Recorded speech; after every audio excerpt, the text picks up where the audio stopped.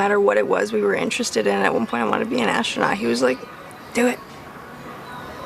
Do it, you know, educate yourself as much as possible and then go with it with every aspect of life. Grew up going to Kingdom Hall, which is the church for Jehovah's Witnesses, but my dad, he used to always like emphasize knowledge is power. And so I just always wanted to learn new things. And I remember him saying that in a lot of ways, you're most like your dad. In what ways would you say that is? That is so sweet. You'd have to ask him. I think maybe it had to do with my love for music. Hopefully my sense of humor. I don't know. Another one that I got that was very discreet was I got my father's birthday and Roman numerals on my wrist. When he was young, he would be in the studio and he'd look outside and he'd see kids on the playground, and he couldn't do that. And he didn't want that for us, so we wore masks. And I appreciated it. It was nice, because we were able to go to like Chuck E. Cheese and Circus, and we could be normal. I don't know. I read so much because that was like our form of currency growing up. Like my brothers and I, like my dad wanted us to like trading books. Well, not necessarily. So we weren't just like handed things. Like we lived life in like a silver spoon kind of way. Like we literally had everything. I never had to worry about like my next meal or roof over my head, whatever it was. Like I got to see the world, but things weren't just like the good stuff wasn't just like thrown at us. We had to like work for it. So our dad had us use like books as currency. So it's like, oh, if we're going to FAO Schwartz and you want 5 toys, well, you have to read 5 books and I will quiz you on it. And so I like read all 7 Chronicles of Narnia in a week. Like really? I woke up at 6 a.m., read the first book, finished it by bedtime, and then next day did the same thing. And in 7 days, I finished the whole shit. And that was like, I got 7 toys. You know what I mean? Like that was that was our currency. We like had to earn it. And books are like knowledge is power is what he used to say. And my first, I guess, thoughts and experiences, you know, like I didn't know that it was a thing. And so I was a little conflicted about it because all I'd ever seen were men and women on TV together. And so these thoughts didn't really make sense to me, but my dad caught on pretty quick. I think he just felt the energy and he would like kind of tease me the same way that he would tease my brothers. Like, oh, you got yourself a girlfriend. If like we're staring at a magazine of a woman too hard, you know, like he'd be like, oh, you like her, you know, which was, I'm very lucky to have that, especially like so young. I think I was like 8 or 9. Because not many children have that experience. I did an interview, and one of the questions asked was, they wanted me to list bands and artists that influenced the sound that my band does. Some people were really upset that I didn't put my father on that list. The question was not, who do you think is a musical genius?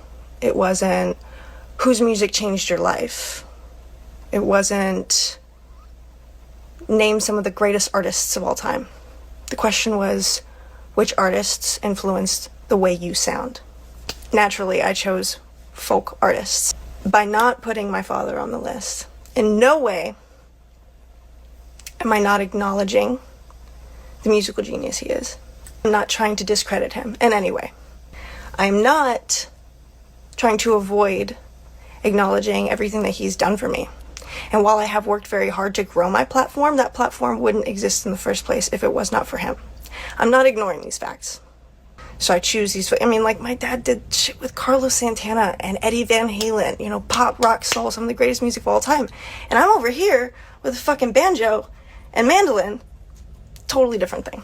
Some people have taken screenshots of one of the many scars I have on my arm. Scar just so happens to be on top of one of the 7 tattoos I have for my dad. I have 7 tattoos for him. People are really not upset that I hurt myself, but upset that this specific scar is on top of this tattoo. And I'd like to clarify that it has nothing to do with him. It has nothing to do with the tattoo. It has everything to do with me, my struggles, my issues with self-harm that I have overcome. People are accusing me of having like resentments and issues with my father. If that was the case, I would just get the tattoo removed. You know, or all 7 of them removed. I was the only girl of 4 boys, primarily like for the first 10, 11 years of my life. Because I was the only girl, my dad loved playing dress up. You know, I was always wearing these like fruity dresses and I looked like a porcelain doll and I hated it. Today's my dad's birthday, and back when he was alive, he used to hate anybody acknowledging his birthday, wishing him a happy birthday, celebrating it, nothing like that. He actually didn't want us to even know when his birthday was because he didn't want us to like throw a party or anything like that.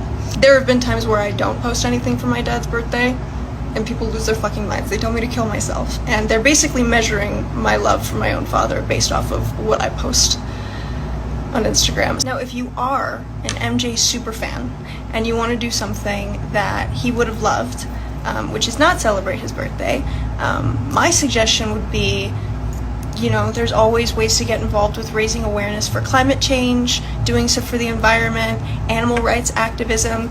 These were things that he loved and he was very, very interested in. And I can't speak for him because, you know, I'm a different person and I don't know, but I'm sure he would have loved that.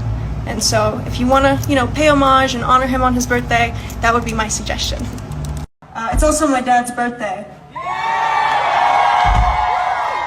And he would have been 65 years old today. And he put 50 years of blood, sweat, and tears, and love and passion into doing what he did so that I could stand up here on stage in front of you and scream into a microphone. So I owe everything to him. When I grew up, we were always on the move, couch surfing, hotel hopping, always traveling with our dad. Some of the tour buses that I was in when I was growing up had bunk beds and stuff. And I stayed in those with my brothers and stuff. Obviously, my dad had like the room in the back that had an actual bed. We've stayed in bunk beds and stuff. I loved it. I loved being on the road.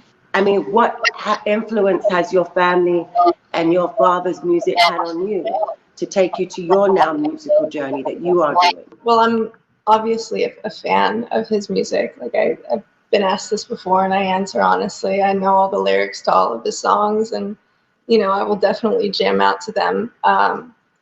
But I feel like when it comes to influences, I feel like every part of my childhood will always influence how I am today, whether it was like experiences or like all of the music we listened to. Because I know you kind of got to know my father a little bit, so I'm sure you knew that he loved classical music and jazz and hip hop and R&B and obviously the Motown stuff, but also like radio's top 40. He loved rock music, soft rock, the Beatles, like. So we grew up around all of that, and I feel like all of that somehow influences my stuff. My dad, he was the king of pop, rock, and soul, but he didn't do folk, which is funny because I am being a musician, which is expected, but I'm doing a genre that's not expected. This number showcases that creative process as he builds a dance routine, step by unforgettable step, to one of his best loved hits, drawing on some of the influences who helped inspire his signature style. Even like credible magazines can do that. Rolling Stone. In the photo shoot, for example, like they wanted to do stuff with my dad, so I was like, okay, cool, like I'll wear his jacket, I'll wear his shirt, I'll do this, that, and then they were like, okay, well, let's get you, get a couple pictures of you in front of a giant brick thing that has a graffiti of him, you know, standing like this. And I was like, no, I really don't want to do that, I don't feel comfortable with it. So like, okay, we'll put something in front of it, and they like created an entire new set, but they shot it to where you could totally see what the behind it, and then they made it seem as if I'm trying to paint over him and, you know, get rid of him, and I'm like, yeah.